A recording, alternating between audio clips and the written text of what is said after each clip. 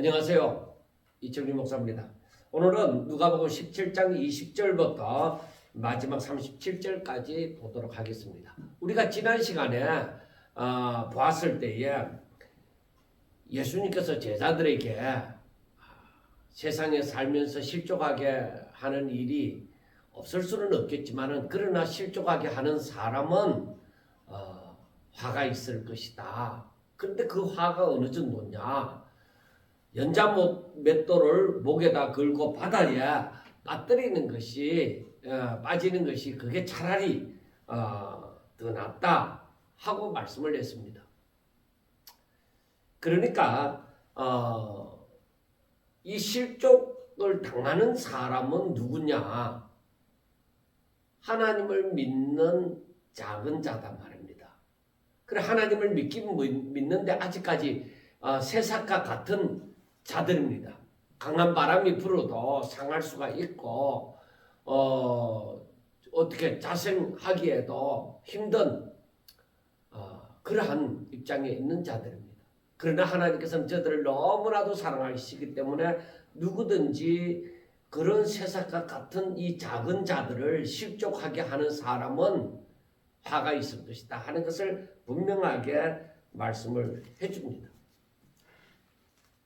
그리고 또 만약에 그를 실족해 하는 사람들이 회개하고 돌아오면 너희들은 그 회개하는 자들을 받아들이라. 하루에 7번씩이라도 받아들이라는 것입니다. 그러니까 이것은 어떤 의미에서 사람으로서는 감당하기 너무나도 힘든 그런 한계점을 넘는 그러한 얘기입니다. 그래서 제자들이 예수님에게 뭐라고 하느냐면은 우리에게 믿음을 더하소서 하고 얘기합니다.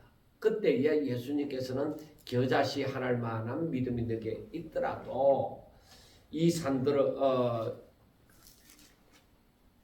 이 뽕나무들어 뿌리가 뽑혀서 바다에 심기어라 하였을 것이요 그것이 너희에게 순종하였으리라 하고 말씀을 합니다.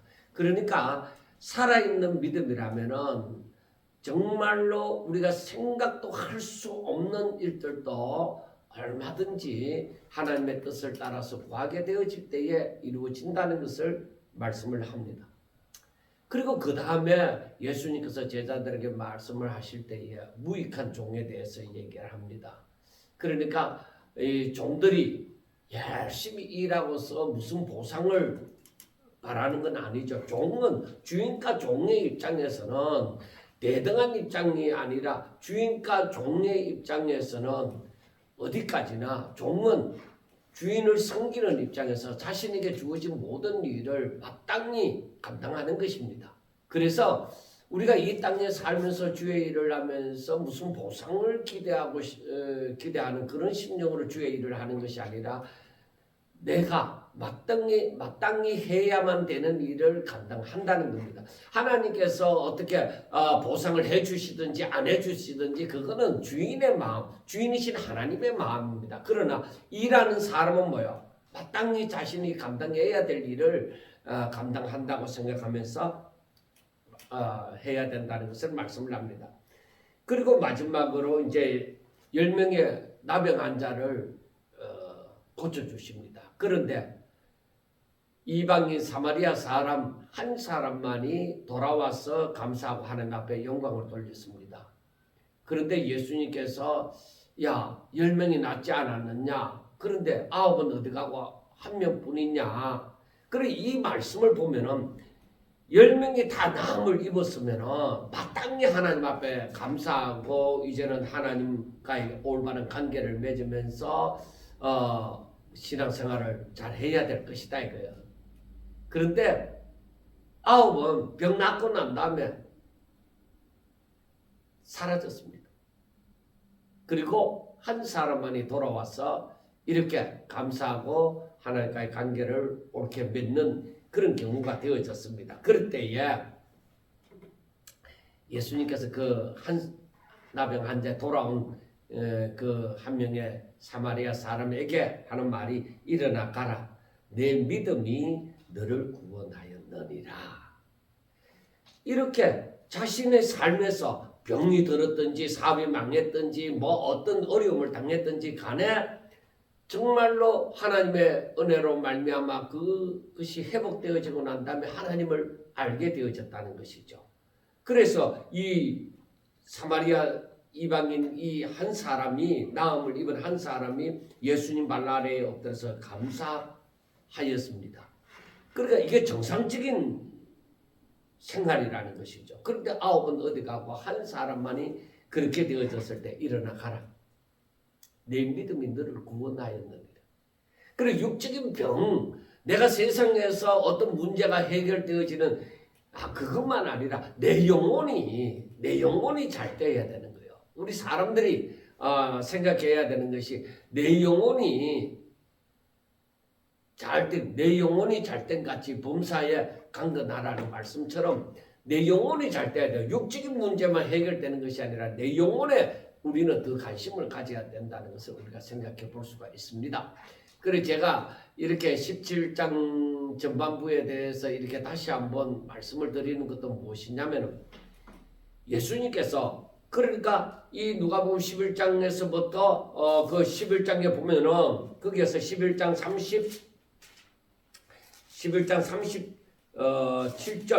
37절에서부터 바리새인의 외식에 대해서 말씀을 하잖아요.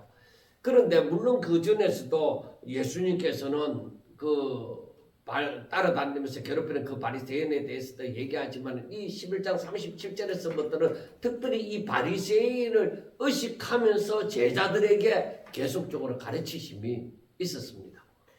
그러니까 제가 계속적으로 말씀을 드릴 때도 바리새인 그 바리새인을 생각하면서 예수님께서 계속적으로 말씀하는 거예요. 그래 그 말씀을 하시면 제자들에게 가르침입니다. 주목적인 바리새인을 화가 있으리로다 하고 바리새인은 망하는 것이다 하고 이 말씀을 하는 것이 아니라 제자들을 가르치기 위해서 바리새인과 같이 살면 안 된다는 것을 말씀하여 주시는 것입니다. 자, 바리새인들이나 이런 그 사두개인들 이런 사람들은 열심히 있습니다. 사도 바울과 같은 경우도 율법에 특심이 있었던 사람이죠. 그럼 누구보다도 열심히 있었던 사람이죠. 그런데 예수님에 대해서도 관심을 저들은 가집니다. 왜냐? 예수님으로 말미암아 수많은 이적들이 일어나게 되어지니까 자기들의 입장에서 예수님을 인정하는 것은 뭔가 굴복당한다 하는 그런 생각을 바리새인들은 했는지도 모릅니다. 그렇기 때문에 어떻게 하든 예수님이 뭔가 잘못되어졌다는 것을 꼬투리를 잡고자 하는 심령이 더 많았을 것입니다. 그래서 오늘 그 20절에 보면은 바리새인들이 하나님의 나라가 어느 때에 임하니까 하고 묻게 되어집니다. 그때 예수님께서 하나님의 나라는 볼 수 있게 임하는 것이 아니요 또 여기 있다 저기 있다고도 못하리니 하나님의 나라는 너희 안에 있느니라 하고 말씀을 합니다. 그러니까 바리새인들을 위시한 그 모든 유대인들은 이 하나님의 나라에 대해서 매우 관심이 많습니다. 왜? 하나님의 나라가 임한다는 것은 메시아가 오신다는 것이거든요. 그렇기 때문에 이 하나님의 나라가 와서 자기들을 로마의 압제에서 해방시켜줘서 자유롭게 되어지기를 저들은 바랍니다. 그래서 하나님의 나라가 언제 임하는가, 언제 임하여서 자신들의 삶이 회복되어지는가 하는 데 대해서 굉장히 관심을 많았습니다. 그래서 이 하나님의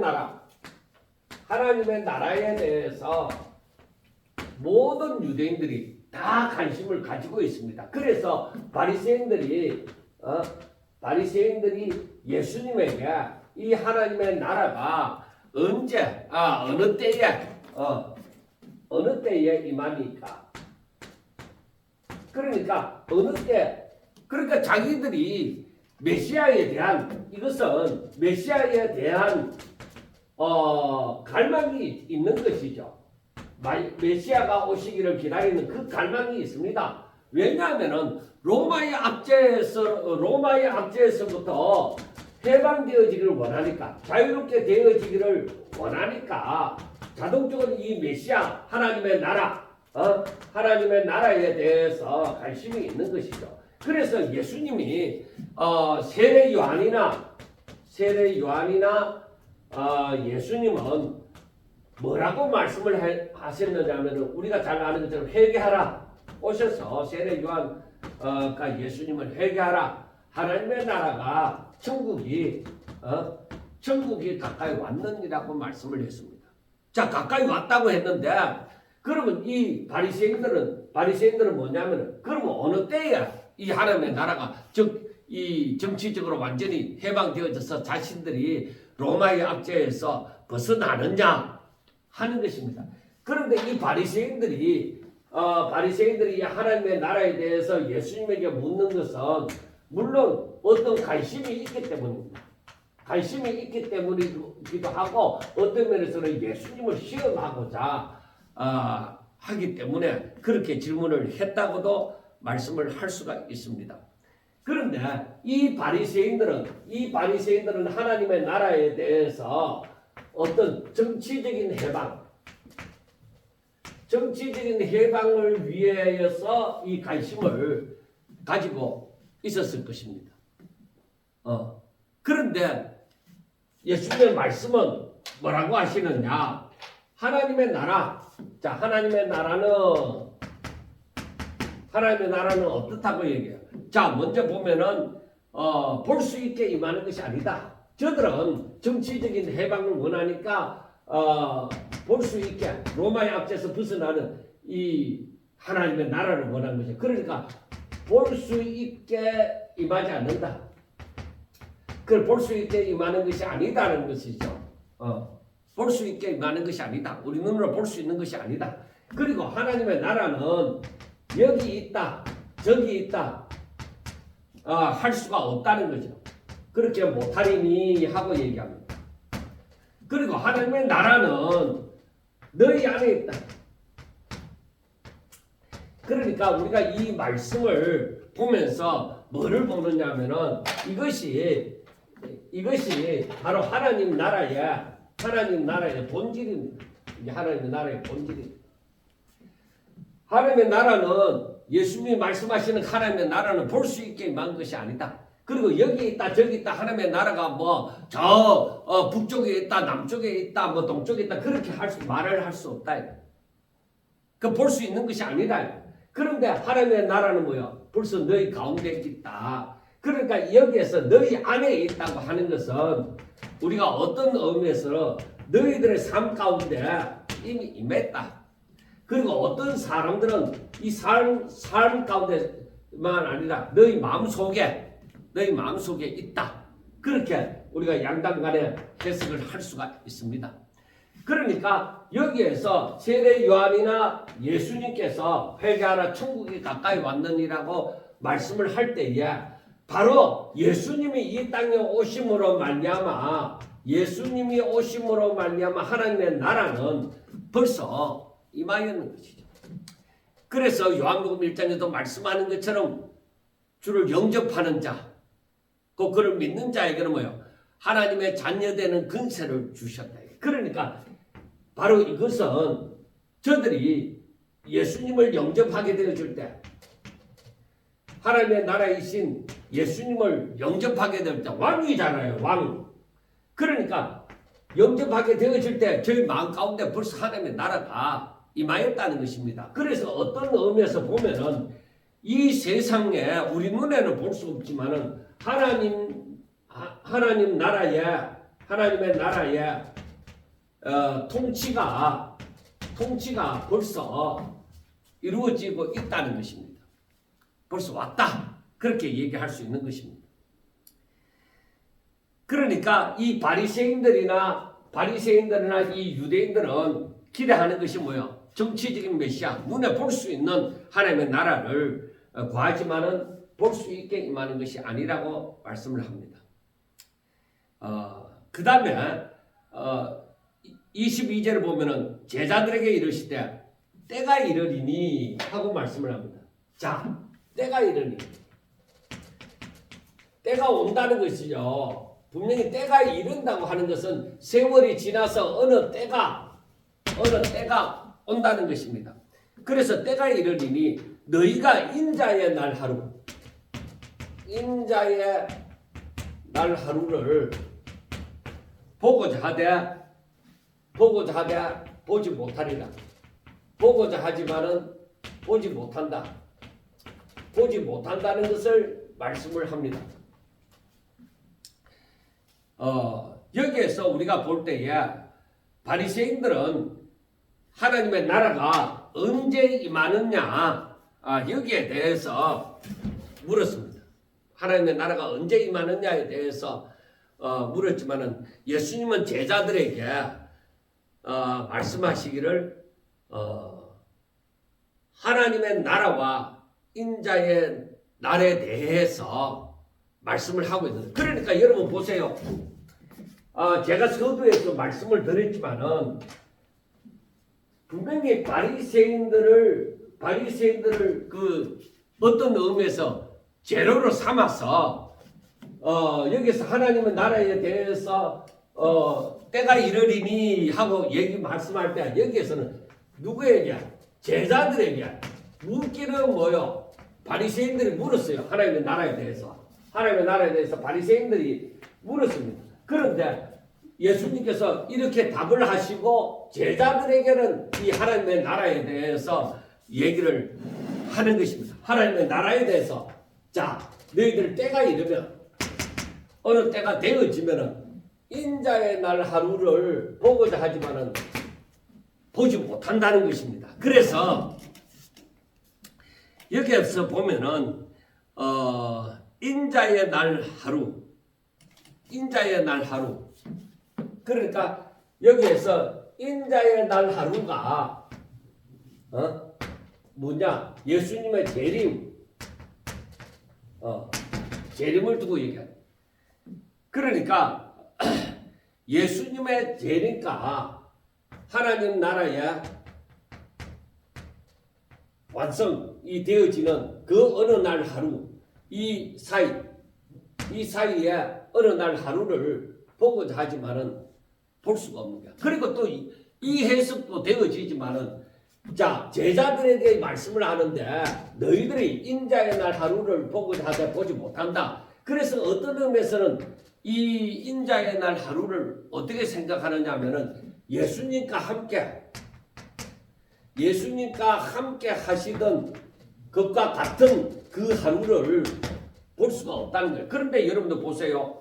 24절을 보면 번개가 하늘 아래 이쪽에서 번쩍이 하늘 아래 저쪽까지 비친 같이 인자도 자기 날에 그래 여기서 인자의 날처럼 인자도 자기의 날에 그러하리라 하고 얘기하니까 바로 재림을 두고 얘기하는 것이죠. 재림을 두고 얘기하지만은 그러니까 그 예수님이 재림할 때에 그 인자의 날 하루라는 것은 그 제자들과 함께 하던 예수님과 제자들이 함께 하던 그것과 같은 그런 날을 보고자 하지만은 보지 못한다 이게. 그러니까 또 어떤 의미에서는 보고자 하되 보지 못한다고 하는 것은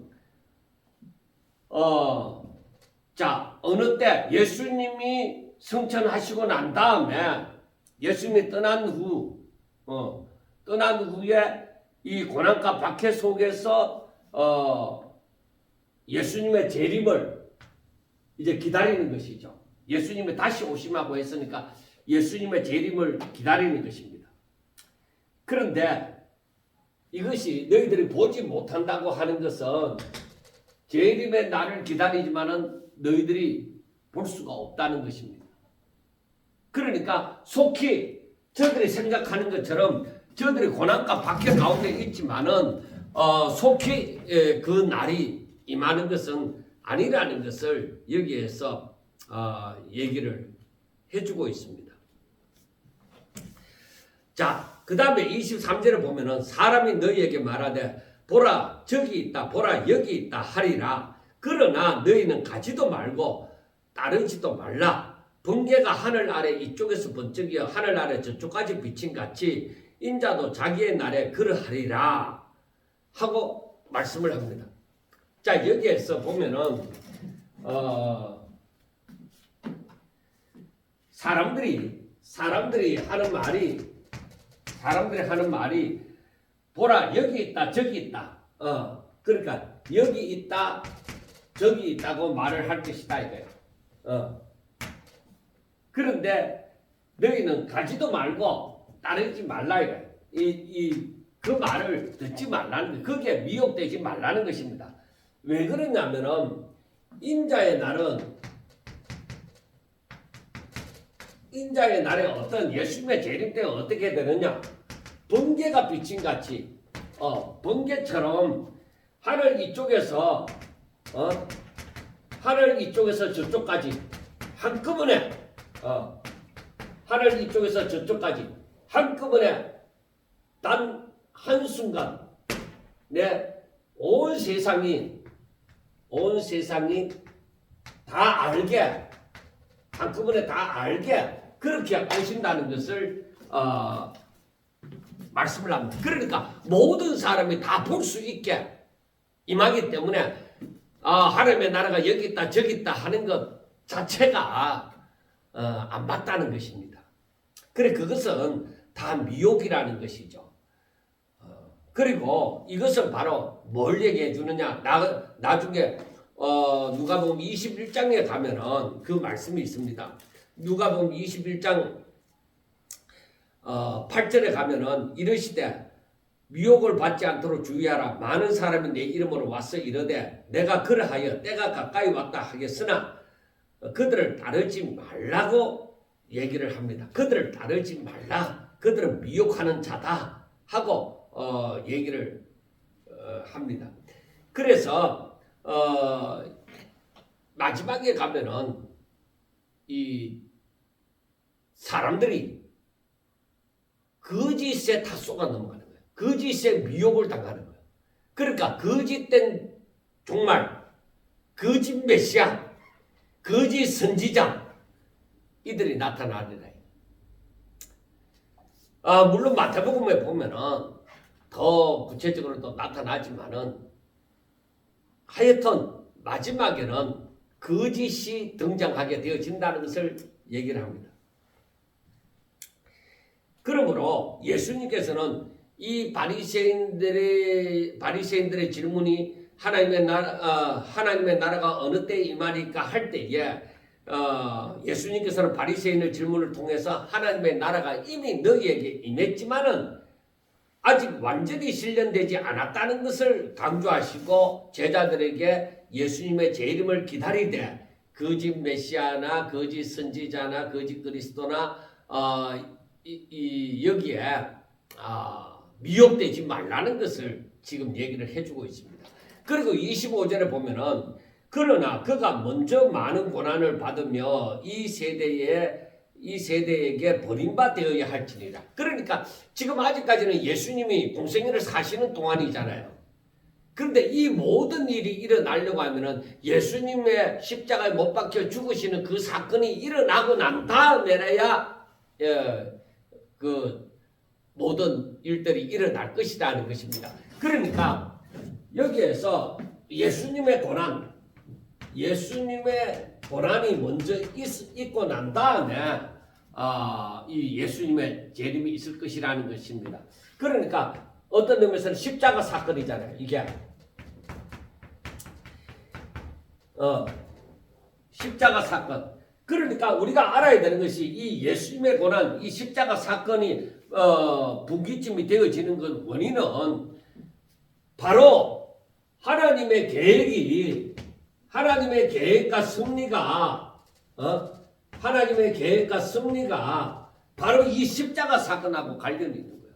이 십자가 사건이 없이는 하나님의 계획과 섭리가 이루어지지를 않습니다. 그러니까 분명히 예수님의 사람들이 회복되어지는 하나님의 나라를 바라지만은 이 하나님의 나라가 십자가 사건이 일어나지 않고서는 하나님의 나라가 완성되어지지 않습니다.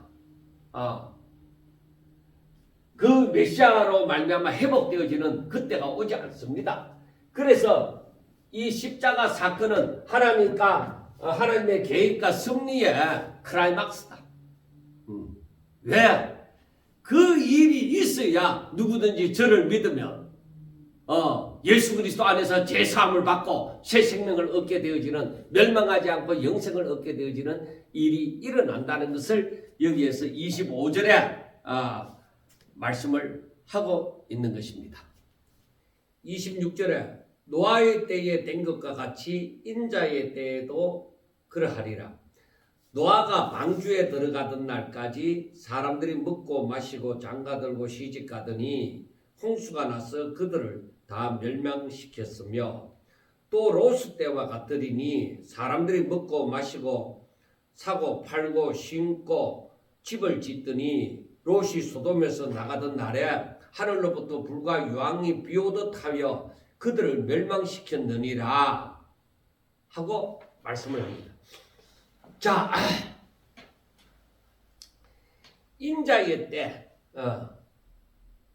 인자의 때에, 그러니까 앞에서 말한 인자의 날과 같습니다. 그리고 예수님의 재림의 때에, 예수님의 재림의 때, 예수님의 재림의 때, 재림의 때는 어떠한가? 자, 여러분들 보세요. 여기에서 26절에 노아의 때에 된 것과 같이 인자의 때에도 그러하니라. 자, 노아의 때의 상황과 인자의 때에도, 예수님의 재림의 때, 즉 인자의 때에도 그러하다. 그리고 노아의 때에 되어진 것과 같이 인자의 때에도 그와 같다는 거예요. 분명하게 그걸 알아요. 그 다음에 28절에 뭐라고 얘기해요? 28절에 롯의 때와 상황이 같으리니 하고 얘기하는 거예요. 그래, 이게 인자의 때가 노아의 때나 롯의 때와 상황이 같다는 거예요. 그러면 이 상황이 어떠한 상황이냐? 자, 여기에서 보면은 사람들이 다른 거 필요 없이 일단 이것만 두고 보는 거예요. 사람들이 어떠하냐?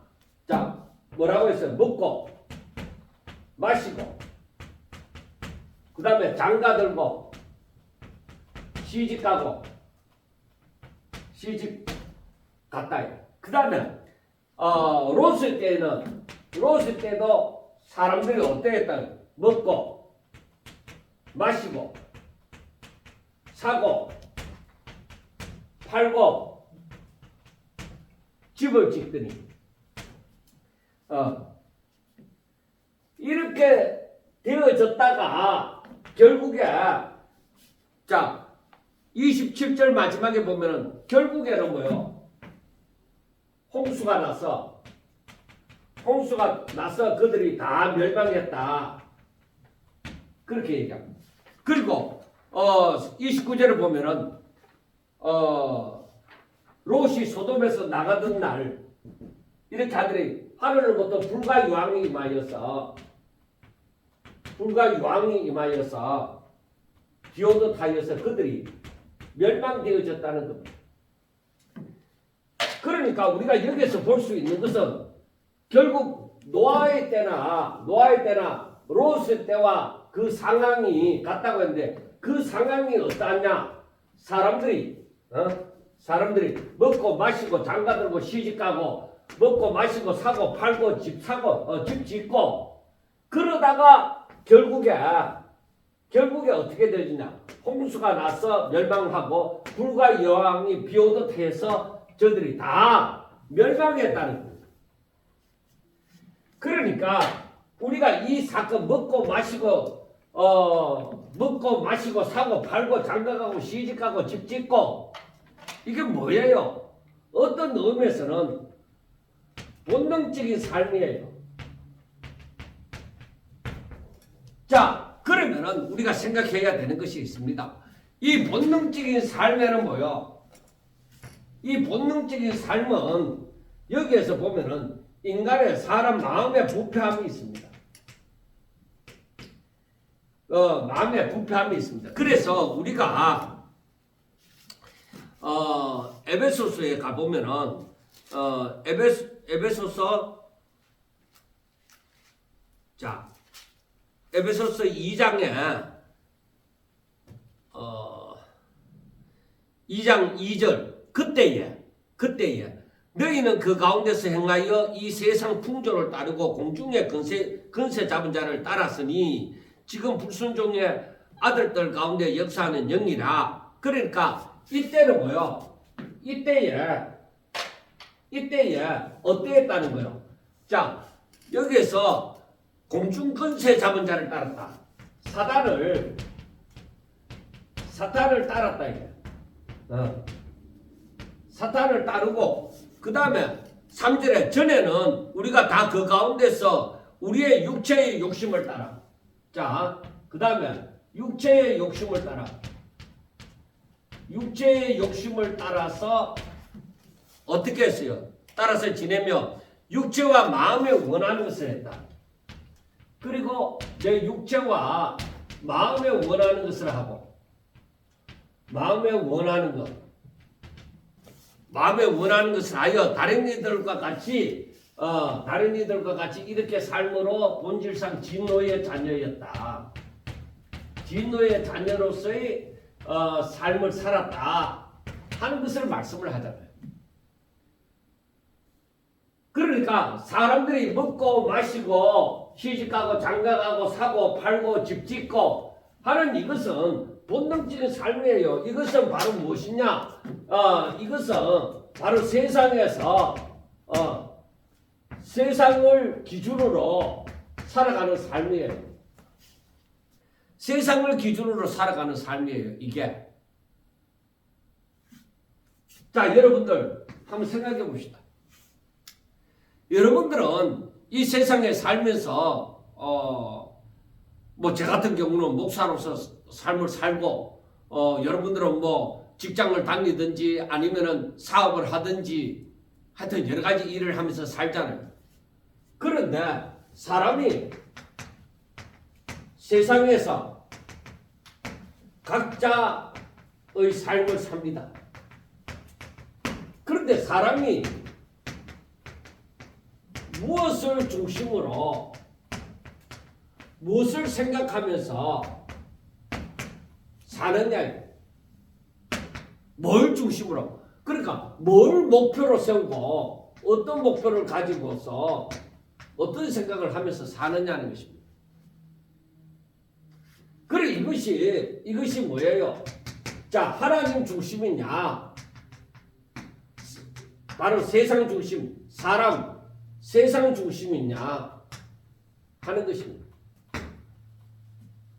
내가 하나님 중심으로 살면은 먹고 마시고 시집가고 장가가고 사고 팔고 집 짓고 하는 것 보다가 하나님 중심으로 살면은 어떻게 돼요? 늘 하나님의 말씀을 순종하는 삶을, 하나님의 말씀을 지켜 행하는 삶을 살고자 하는 것이죠.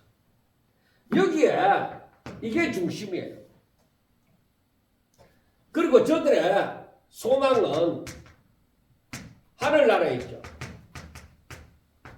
그런데 우리가 사람 중심, 세상 중심으로 살 때는 바로 이와 같이 사는 거예요. 그러니까 저게 뭐예요? 사람의 원함, 그러니까 육체와 마음의 원함, 육체의 욕심, 그걸 위해서 산다는 거죠. 그러니까 이 노아의 때나 롯의 때에 사람들이 이 시대의 사람들이 하나님의 말씀, 하나님의 소리를 안 듣는다. 하나님의 소리를 안 듣는데 이렇게 살아가니까 세상에 어떤 의미에서는 이것은 뭐예요? 이것은 세상에 집착이 되어져. 세상에 집착이 되어져 있으므로 이 하나님의 소리가 안 들린다. 노아가 아무리 외친다 한들 롯이 자기 사회전대 얘기한들 저들이 안 듣는다 이 말입니다. 그러니까 사람 중심으로 살아갈 때에 이때에 하나님의 소리를 안 듣는다. 그래 이 말은 말세야 하나님 중심이 아니다 이 말이야. 하나님 소리가 안 들려. 뭐를 또 듣느냐? 세상의 소리, 사람의 소리를 이걸 듣는 거야. 그러니까 우리가 분명하게 알아야 되는 것이 무엇이냐? 마지막이 가까우면 가까울수록 전부 개인주의가 들어가고 사람 중심이 되어져 가는 거예요. 그런데도 우리는 이 세상에 살면서 하나님 중심, 오로지 말씀 중심, 오직 하늘나라의 소망을 두고 그렇게 살기가 힘들죠. 힘들지만 그렇게 살아야 된다는 거예요.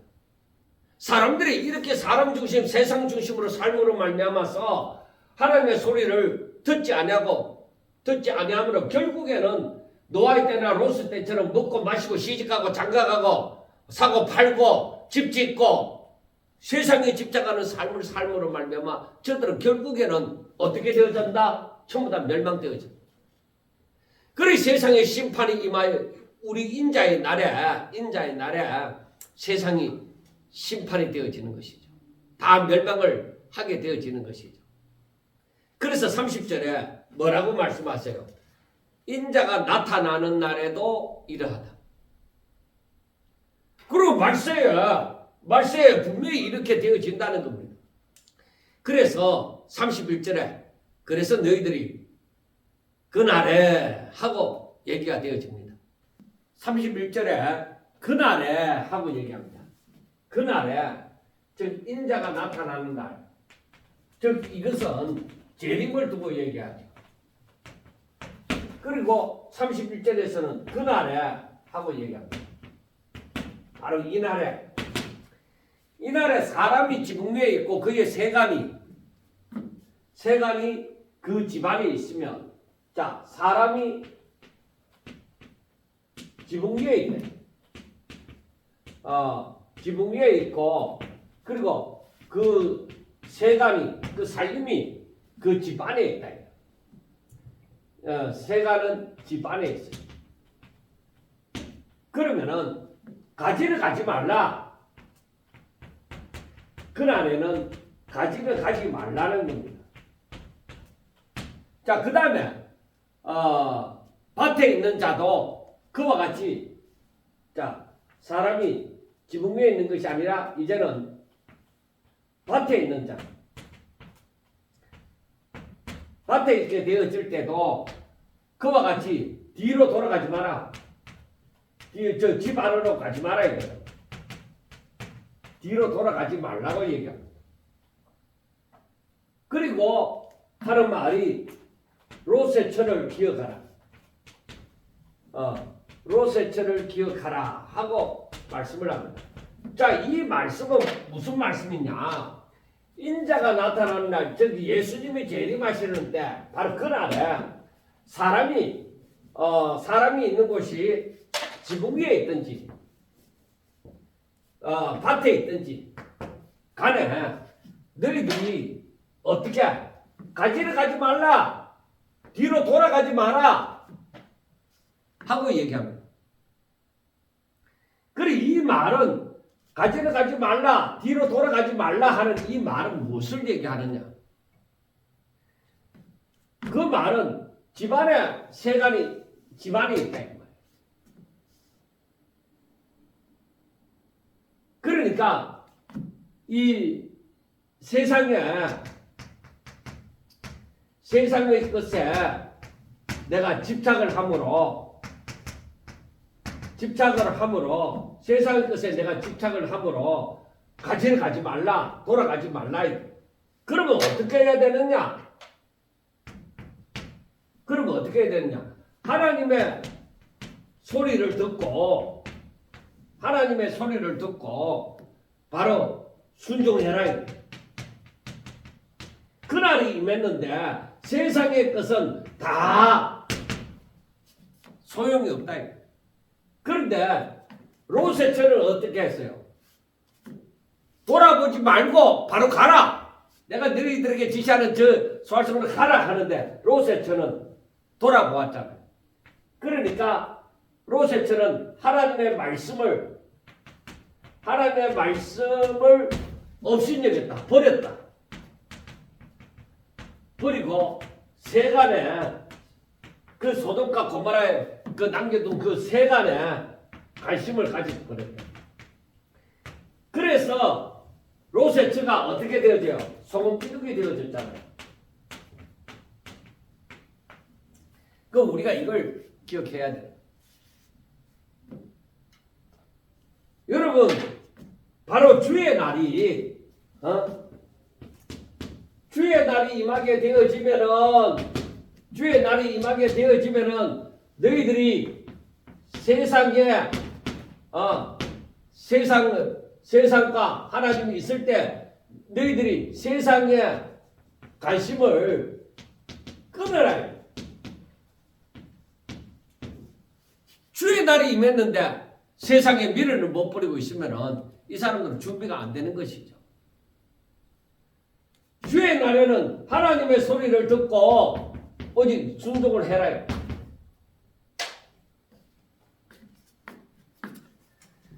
여러분, 사람이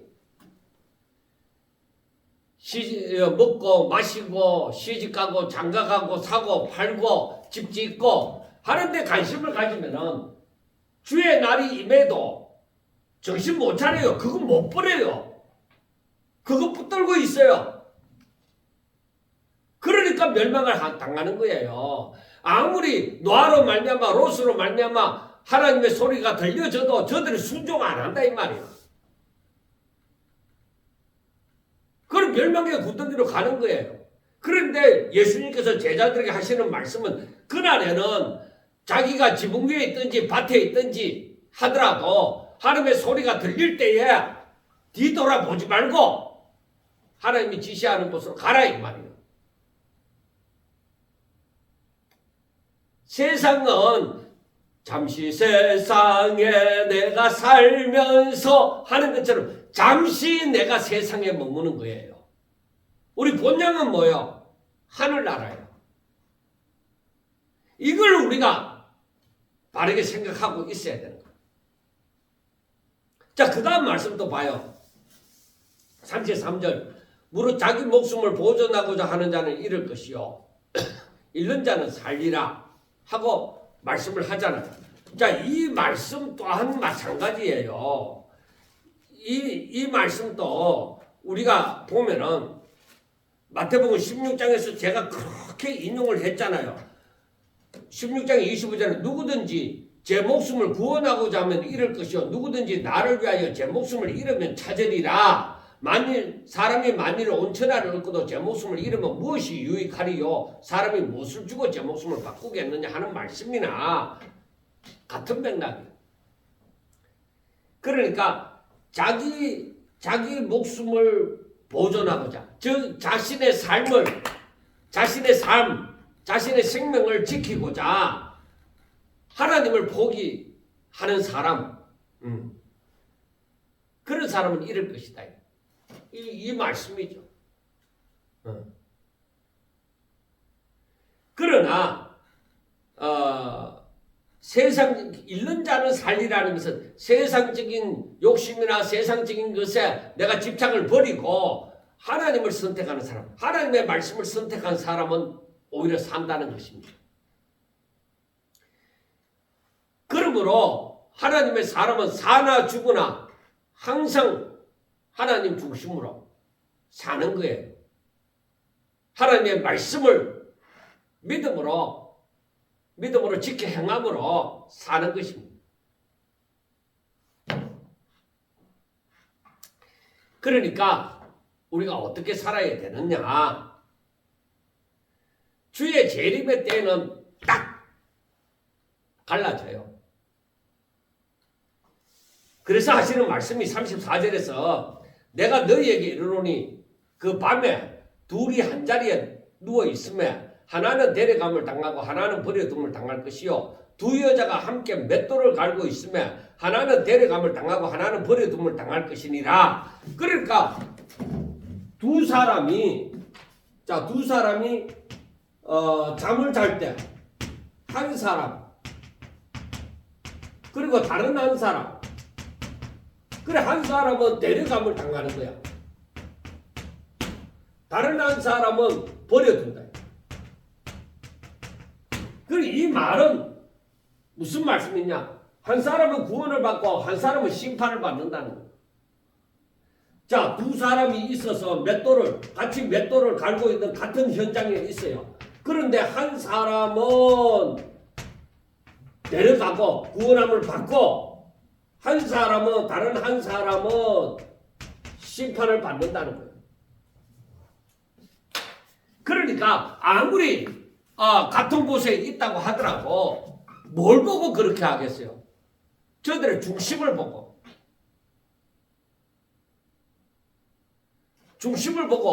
그렇게 되어지는 겁니다. 심판날이 오면은 그때는 우리가 같이 생활할 때는 뭐예요? 같이 잠자고 같이 일하고 그래서 아무 차이도 없는 것처럼 그렇게 보이지만은 그러나 그날이 오면은 확실하게 구분이 되어진다는 것을 우리는 분명하게 아셔야 됩니다.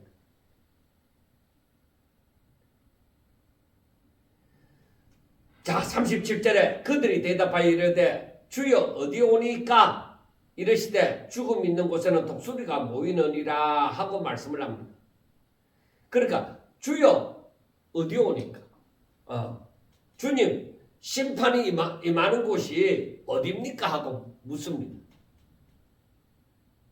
그럴 때에 예수님께서 죽음이 있는 곳에는 독수리가 모이니라 하고 말씀을 합니다. 우리가 계시록 우리가 요한계시록을 한번 찾아봅시다. 요한계시록 19장에 거의 마지막 부분인데 19장 17절과 18절 보면은 또 내가 보니 한 천사가 태양 안에 서서 공중에 나는 모든 새를 향하여 큰 음성으로 외쳐 이르되 와서 큰 잔치에 모여 왕들의 살과 장군들의 살과 장사들의 살과 말들과 그것을 탄 자들의 살과 자유인이나 종들이나 작은 자나 큰 자나 모든 자의 살을 먹으라 하더라 하고 얘기를 합니다.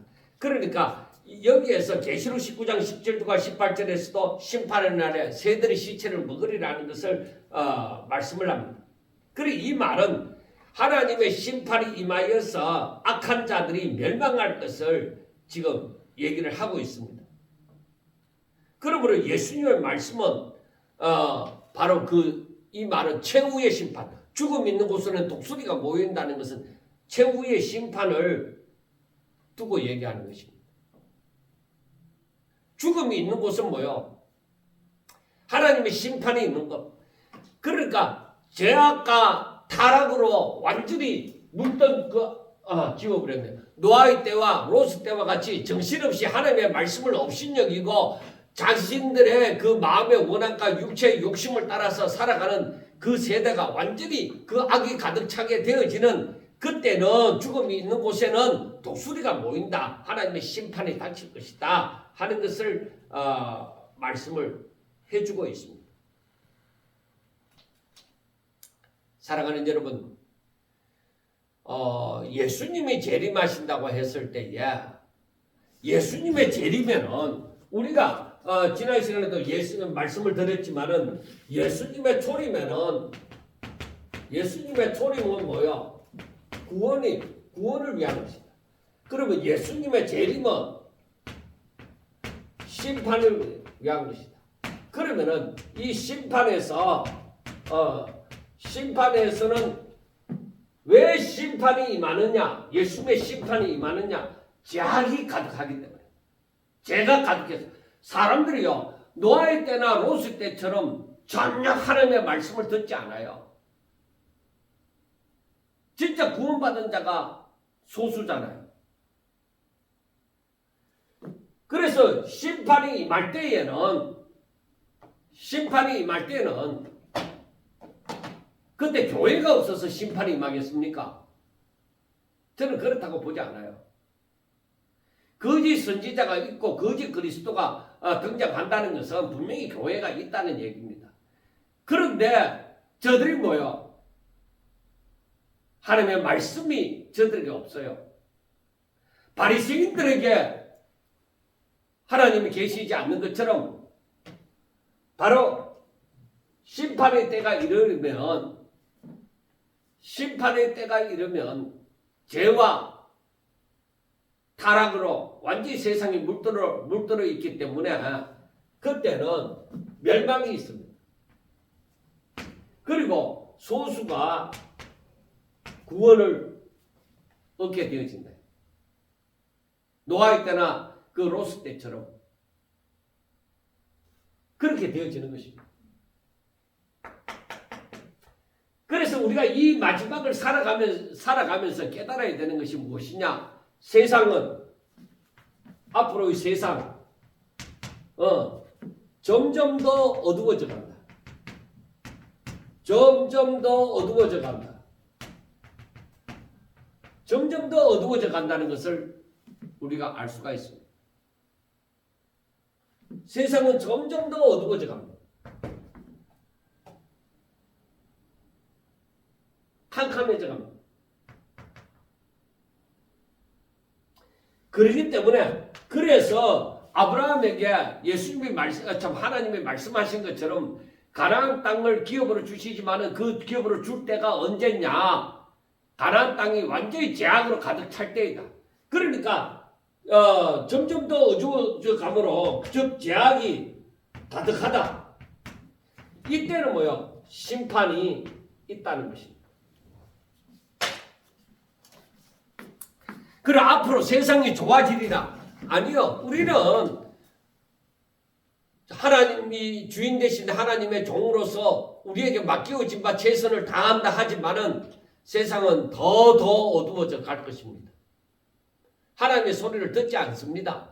그렇기 때문에 이런 때일수록 더 하나님의 뜻이 무엇인지 하나님이 뭐라고 말씀하셨는지 그걸 확실하게 깨닫고 오직 하나님 안에 우리는 하나님 안에 그 말씀 안에 하나님의 역사 안에 그 가운데 있기를 바라야 됩니다. 우리의 소망은 하늘에 있지 이 땅에 있어서는 안 됩니다. 이 땅에 있을 때에 사람들은 망하는 것입니다. 그리고 여기서 말씀을 하는 것처럼 자기 목숨을 보존하고자 자기의 이 땅의 삶을 보존하고자 할 때는 잃을 것이다. 목숨을 잃을 것이다. 세상의 것을 내가 구하고자 할 때는 신령한 것을 잃어버립니다. 신령한 것을 붙들고 살아가는 사람, 즉 세상의 것을 버리고 신령한 것을 사도 바울처럼 신령한 것을 얻기를 원하는 사람, 그 사람들은 구원함을 받을 것입니다. 여러분, 우리가 이 땅에 살면서 자꾸 이 세상의 이 환경이 자꾸 하늘나라보다는 세상을 바라보도록 만들어 가니까 거기에 도취되면 안 됩니다. 거기에 물들면 안 됩니다. 우리는 세상은 아무리 그렇다 하더라도 오직 하늘나라에 관심을 가지고 위의 것을 찾고 하나님의 말씀을 중심으로 그것을 지켜 행하고자 해야 되고 하나님의 뜻이 이루어지기를 바라야 되고 오직 예수님을 항상 기억하며 주와 함께 동행하는 자가 되셔야만 됩니다. 이것을 꼭 기억하시고 끝까지 하나님 앞에 영광 돌리며 하나님의 사람으로 살 수 있기를 주의 이름으로 축원합니다. 감사합니다.